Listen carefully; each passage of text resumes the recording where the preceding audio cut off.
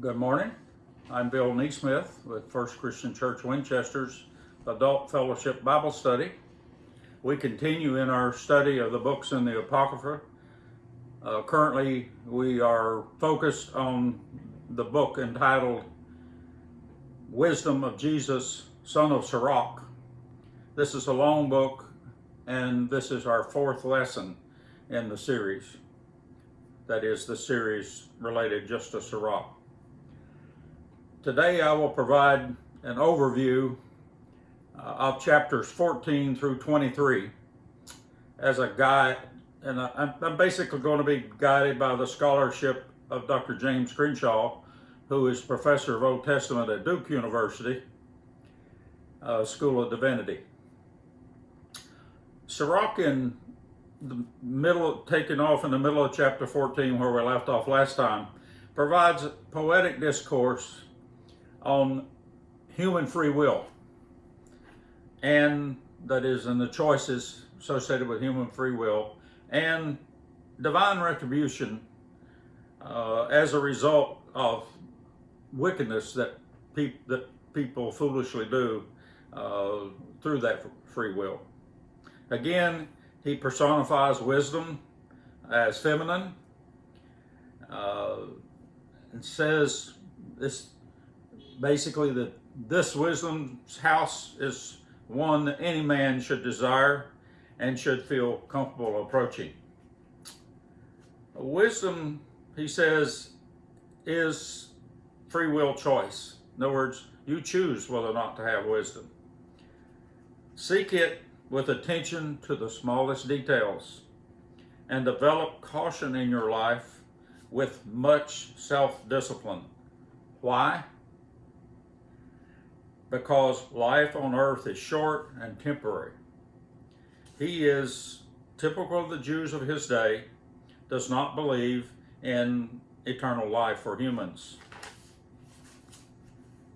Sirach contrasts two groups, what he calls the favored ones and the wicked ones, or the foolish, he often refers to it. And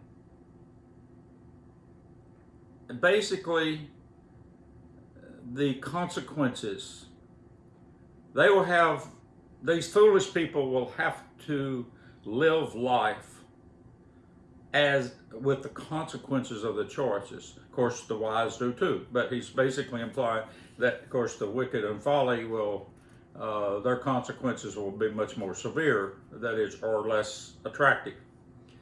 Do not say, he says, that this is the Lord's fault that I'm suffering these consequences, or that it's the Lord's fault that I sinned. No, it was your choice to conduct the sin, he says. That you must understand. The wise know that fact, and furthermore, that there are consequences as a result of all their actions.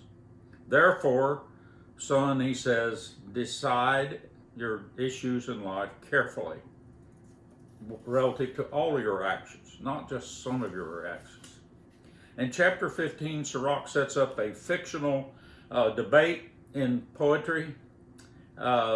This debate deals with the various charges that are being leveled towards God in this issue. It's somewhat like Job. He's not unlike Job in some ways, although he approaches it differently. In other words, these are things that the sinners are saying to justify continuing to sin and trying to blame it on God. Their defense, as Flip Wilson would say in our modern day, the devil made me do it. Of course, the devil wasn't a big issue in Judaism. And so, Sirach doesn't buy that. Sirach says that they're claiming that God is ultimately responsible for their sins because he could have made a world that was different. Basically, he's saying that they're arguing, God, you could have made a world where sin wasn't possible. But since you made it this way, you're culpable and you're responsible, ultimately, for my sins. Scholars say this relates to a widely debated issue in Judaism at the time. Some were claiming that Israelites' God had created a world in which sin was possible. And consequently, that argument was that, therefore, God, since you created it, you're both responsible and culpable. He could have just as easily, they say, made a world where sin wasn't possible.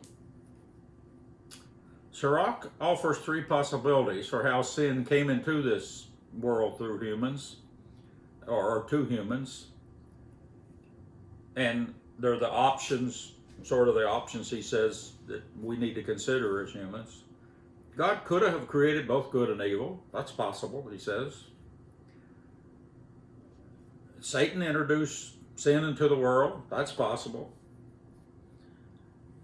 Humans, though he argues that he would cast his vote, that humans, through their free will choices, brought sin into the world. This is the option that he says is there. They're exercising your free will. The best argument he can use against God creating sin is that he says God cannot do what God despises. Of course, lots of us could argue that he's putting limits on God. Both parties are. Prominent at the time among rabbis was a teaching that each person has two inclinations. Now we're talking about now relative to this issue. One inclined towards doing good and being towards God, and the other towards evil. Sirach adds to it in his poetic discourse that God granted Israelites, though, free choice to do good or to do evil, to accept life or to accept death. But under no circumstances, he said, does God ever invite people to do evil. Understand, son, he says, it is pure and simple humans' desire to do evil that is the origin of all sin. In chapter 16, he gives three arguments for the certainty of divine retribution towards sin and for sinners. As he says, they will pay dearly, referring to the sinner, for their actions in life on this earth. Sin has its own bad consequences. It's a core teaching of Sirach that 1 + 1 = 2. Basically, pure and simple. So sinners are not winning, even if it appears that they are, he says. From late chapter 16 through chapter 18, Sirach has 4 poems that address the relationship between God as the creator and God the judge, and that relationship with humans. His main points sort of center around the following. He says, first of all, remember God is both creator and judge. One and the same, he says. God is a righteous and merciful judge, though.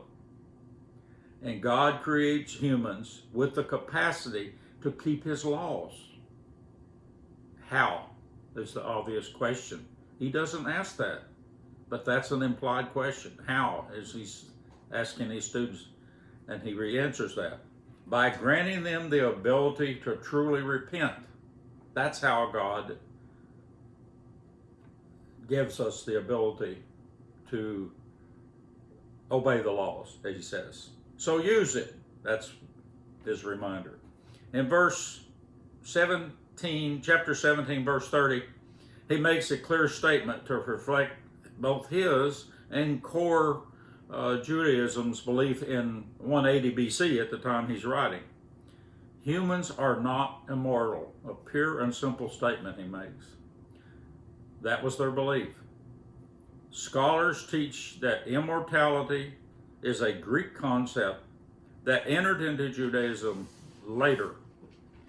Although even at that time, in the diaspora areas, there was some toying with this idea, but it by no means had become mainstream or anywhere close to mainstream idea in Judaism by 180. It was being hotly debated, however, 200 years later during Jesus' time, as we learn from the Gospels. In mid-chapter 18, Sirach returns to almsgiving with some practical advice in this area. He says, acts of kindness are not just confined to God, but occur among humans towards humans also. They are a part of your free choice, he said. You are to model God in kindness to fellow humans. He says, I quote, a gracious person, upon receiving a gift, gives thanks to both the human and God. But only a fool is ungracious towards the giver. Always have the right spirit in both giving and receiving, he adds. Late in chapter 19, Sirach turns to wisdom and cleverness. Basically, that the foolish want you to think they're intelligent and wise by doing clever things. His emphasis is that wisdom is more than just having mere knowledge and good intellect. In other words, you can recall lots of facts and details and still not be wise because you are missing something. One of the things you're missing is understanding the relationships among these facts and so forth. You are still not wise even if you can do that, he says. You must also fear God, fear the Lord of Israel. Scholars tell us that this argument was in part to address a major concept where they were arguing with the Greeks. Greek philosophy at the time, their training of philosophers, was concentrated on mass memorization of many, many facts and information. And the doctoral exams and so forth, massive recall of facts. So here Sirach unites the need for what is that additional thing, that additional element that's needed to make Greek philosophy truly wisdom. He says the addition is to fear the Lord and fear enough to obey the commandments. Chapter 20 deals with controlling one's speech, especially knowing when it is wise and when it is not wise to speak. He does this with a range of common sayings, probably that were common in his day, that is what we should say, but since many of them have come common throughout. He uses opposites usually. For example, there is a time to speak and there's a time for silence. So you'll see this as he gives this series, this back and forth. And the wise discern this, while the fool does not. Some keep silent because they know they have nothing to say, while the wise keep silent because they know not only what to say, but when to say it.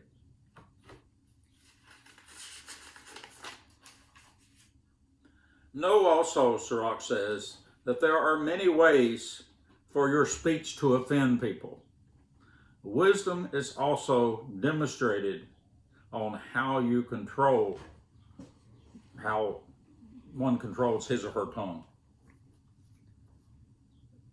Chapter 21 is a collection of sayings about sin and its consequences. He opens with, "My child, have you sinned? Do so no more," he commands. "But do ask forgiveness and flee sin as you would a poisonous snake." The analogy being that sin will kill you just like a poison snake. Another analogy that he uses relates to sin as like a lion's teeth, again implying sin is lethal, just like the lion's teeth. And then he switches from natural analogies to human-made analogy. Sin is compared to the wounds made by a double-edged sword. Its wounds are deep and they never heal, again implying they're lethal. Sin is lethal. It's deadly. When in need, son, go to God. Don't turn to sin, he commands. He continues on with some of this general idea in chapter 22, focusing again on the consequences of being wise versus foolish. What separates them, he asks. It is that the wise value education, and the fool does not. Wise want knowledge, and they relish it. They know its value. In contrast, the foolish are impossible to educate, he says. Oh yes, they can learn facts, lots of facts, but they do not want or desire to retain the true knowledge associated with them, implying they just want to pass the test. Or, as we might say today in modern time, I just want enough to know how to look it up on a computer. For today's world, those would be appropriate analogies, I'd say. The wise, he says, value education as if it was a royal crown. Sirach is especially harsh on those who think their heritage makes them wise. No, you must not just rely on the past or your grandfather's past, but use wisdom to adapt to the future, he warns. It is good to know the past, yes, but you must wisely use wisdom, make wise decisions carefully, and negotiate the future wisely and with adaptation. Chapter 22 opens with some very harsh words about the value of daughters versus sons. I'm not going to repeat it here. Read it for yourself. As you read them, though, approach it with the idea that this clearly reflects the world at the time of Sirach, and that Sirach believes this. But don't approach it with the idea that it is a command for today or for our times. Hopefully, wisdom, using Sirach's previous chapter, has taught us to adapt beyond that past. We suddenly shift then from instructions on how to deal with foolish, or from that subject to how to deal with the foolish, he says. The bottom line of that in his discourse is, don't waste your time dealing with foolish people. They are to be pitied, he says, even more than the dead. How could that be, or why? He comes back with this response. Because the dead have no more opportunities to sin, while the living fool still has many. From there, he moves to the value of true friendship.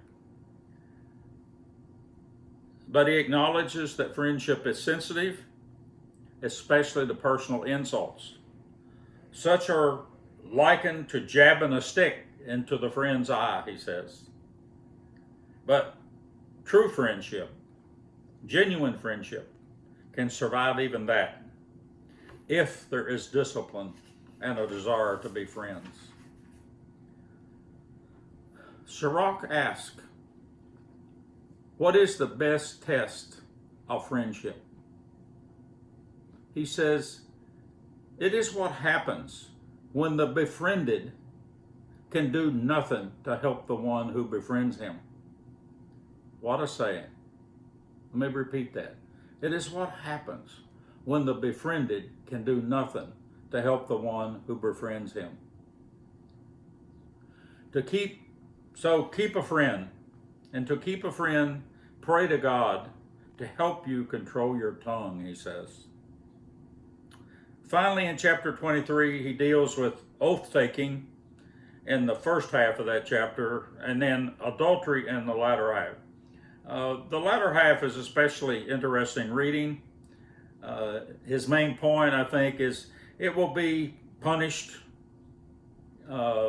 especially one of the areas I think he brings out that's very interesting. He uses he says, it'll be punished on the streets. What does he mean by that? Scholars say he means you will be harshly disgraced when it's publicly found out. Moreover, he says, the woman's punishment will be so much more severe than the man's. And not only that, hers extends to her children for generations. Hopefully this class today has given us some more points of Sirach, things to think about, should create some good discussion. And hopefully next week we'll continue with another class on more of Sirach, because it'll take us 2 or 3 more weeks to get through Sirach. And have a good week.